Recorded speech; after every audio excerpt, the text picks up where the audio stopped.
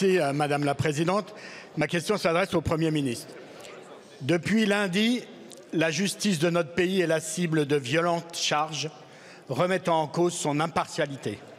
Des attaques graves et inacceptables contre notre État de droit par des responsables politiques livrent les magistrats à la vindicte populaire.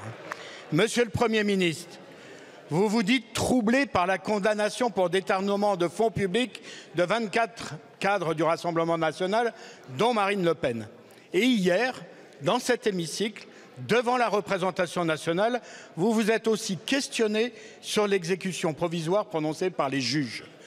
Pourtant, en 2017, garde des Sceaux éphémère, vous aviez présenté la loi Confiance dans la vie publique qui crée une peine complémentaire obligatoire d'inéligibilité pour de nombreuses infractions en maintenant l'exécution provisoire.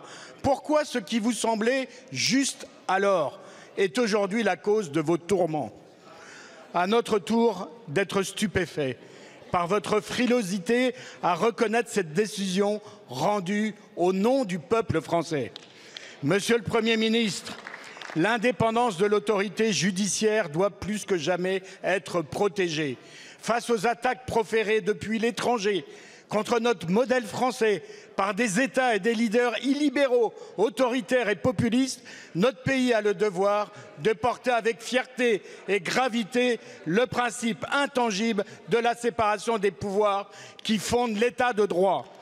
Monsieur le Premier ministre, la France saura-t-elle se montrer digne de son histoire républicaine, une histoire devenue une référence universelle pour les démocraties modernes?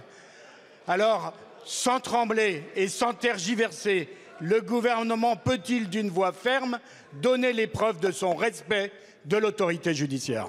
Merci.